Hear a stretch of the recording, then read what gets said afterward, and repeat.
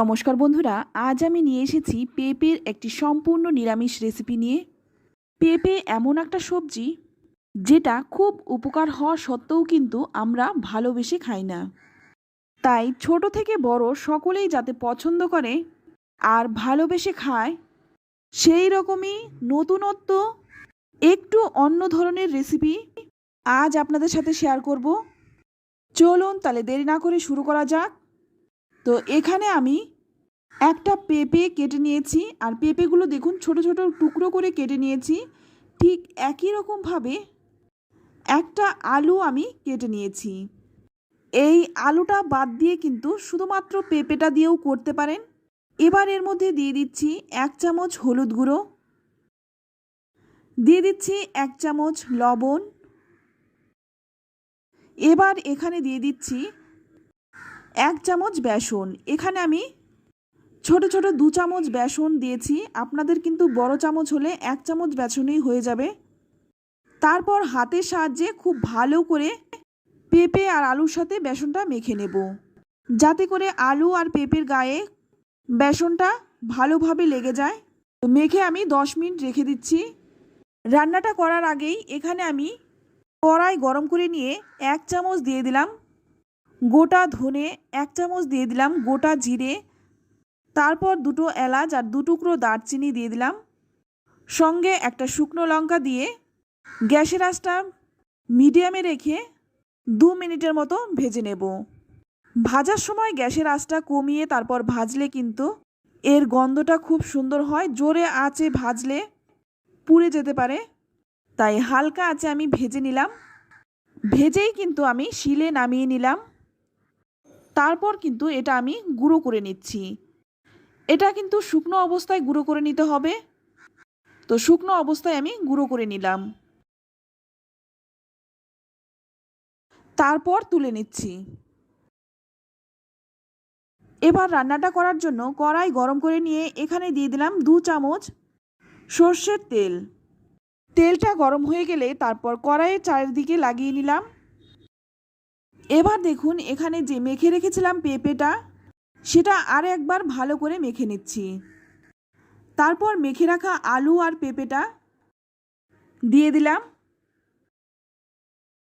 তারপর ভালো করে এটা ভেজে নিতে হবে। এইভাবে যদি প্রথমেই ভালো করে পেঁপেটাকে ভেজে নেওয়া হয়, তাহলে পেঁপের যে কাঁচা গন্ধ সেটাও চলে যায় আর খেতেও ভীষণই ভালো হয়। এবার দেখুন আমি ঢেকে ঢেকে পেঁপেটাকে ভেজে নিচ্ছি। ঢাকা খুলে আমি মাঝে মধ্যে নেড়েচেড়েও দিয়েছিলাম। এইভাবে ঢাকা দিয়ে দিয়ে কিছুক্ষণ পেঁপেটাকে ভেজে নেব। এতে করে পেঁপেটা সেদ্ধও হয়ে যাবে আর ভাজাও হয়ে যাবে। তো পেঁপেটা দেখুন ভাজা হয়ে গেছে। এবার কিন্তু তেল ঝরিয়ে তুলে নিচ্ছি। এইভাবে একটু তেলটা ঝরিয়ে তুলে নিলাম। এবার ওই তেলের মধ্যেই আর 1 চামচ তেল দিয়ে দিচ্ছি। এবার ফোড়নে দিয়ে দিচ্ছি 1/2 চামচ গোটা জিরে আর সামান্য 1 চিমটে হিং। যেহেতু নিরামিষ রান্না তাই হিংটা কিন্তু দিতে পারেন। হিংয়ের গন্ধ ভালো না লাগলে সেটা স্কিপ করতে পারেন। এবার এর মধ্যে দিয়ে দিচ্ছি একটা কেটে রাখা টমেটো। টমেটোটা যাতে তাড়াতাড়ি নরম হয়ে যায় তাই এখানে সামান্য একটু লবণ দিয়ে দিলাম। এখনকার টমেটো কিন্তু নরম হতে একটু সময় লাগে, তাই লবণটা দিয়ে ভাজলে কিন্তু তাড়াতাড়ি নরম হয়ে যাবে। তো এখন দেখুন টমেটোটা কিন্তু নরম হয়ে গেছে। এবার এখানে দিয়ে দিচ্ছি 1 ইঞ্চি আদা আর 4টে কাঁচা লঙ্কা আমি আগেই বেটে রেখেছিলাম। আদা আর কাঁচা লঙ্কাটা দিয়ে কিছুক্ষণ কষিয়ে নেব, যতক্ষণ না আদা আর কাঁচা লঙ্কার কাঁচা গন্ধটা চলে যাচ্ছে। এবার এখানে দিয়ে দিচ্ছি কিছু শুকনো গুঁড়ো মশলা। প্রথমেই দিয়ে দিলাম 1/2 চামচ কাশ্মীরি লঙ্কার গুঁড়ো, দিয়ে দিলাম 1/2 চামচ হলুদ গুঁড়ো আর দিয়ে দিলাম 1/2 চামচ ভাজা মশলাটা। সমস্ত মশলাটা দিয়ে ভালো করে কষিয়ে নিতে হবে। মশলাটা একটু সময় নিয়ে কষাতে হবে, মশলাটা যাতে পুড়ে না যায়, তাই সামান্য একটু জল দিয়ে মশলাটা কষিয়ে নিচ্ছি। মশলা যত ভালো কষানো হবে রান্নার স্বাদটাও কিন্তু ততটাই ভালো হবে। তো দেখুন মশলাটা কিন্তু 4-5 মিনিট সময় নিয়ে ভালো করে কষিয়ে নিলাম। এবার এখানে দিয়ে দিচ্ছি ভেজে রাখা পেঁপে। পেঁপেটা দিয়ে ভালো করে মশলার সাথে মিশিয়ে নিচ্ছি। এবার এখানে দিয়ে দিচ্ছি 1 চামচ কাসুরি মেথি। কাসুরি মেথির গন্ধটা কিন্তু ভীষণ ভালো লাগে এই রান্নাটায়।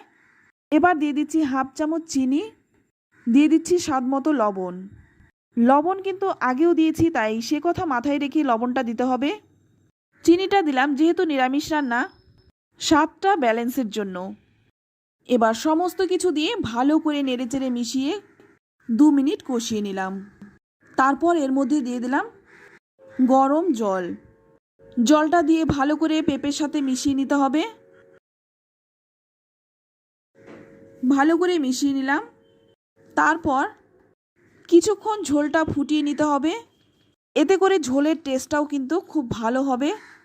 2 মিনিটের মতো ফুটিয়ে নেওয়ার পর এবার একটা ঢাকা দিয়ে আরও 5 মিনিট ফুটিয়ে নেব। ঢাকাটা খুলে নিলাম। দেখুন এখন কিন্তু ঝোলটা অনেকটাই শুকিয়ে গেছে।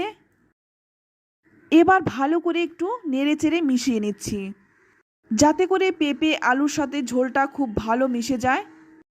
আর এখানে দেখুন পেঁপে আর আলুটা খুব ভালো করে সেদ্ধও হয়ে গেছে। একদম নতুন একটি রেসিপি। যারা পেঁপে খেতে পছন্দ করে না তারাও কিন্তু বলবে একটু খেয়ে দেখি। একবার খেলে যারা রুটি দিয়ে খাবে তারা বলবে আরও 2টো রুটি এক্সট্রা বানাতে। এবার নামানোর আগে দিয়ে দিচ্ছি একটু ধনেপাতা। এখানে আমি ধনেপাতা দিচ্ছি, আপনারা কিন্তু ঘিও দিতে পারেন।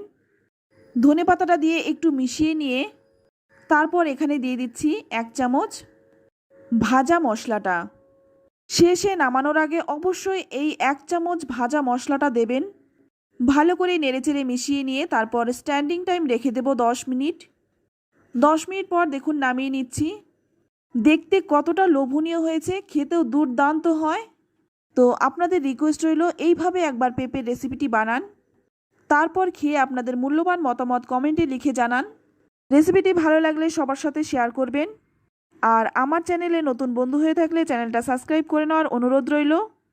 আর এই রান্নাটা শুধু গরম ভাত নয়, গরম গরম রুটি, পরোটা, লুচি সব কিছুর সঙ্গেই কিন্তু খেতে ভীষণ ভালো লাগে। তো আজ এই পর্যন্ত, আবারও দেখা হবে অন্য কোনো রেসিপিতে। সকলেই খুব ভালো থাকবেন, সুস্থ থাকবেন। সকলকেই ধন্যবাদ।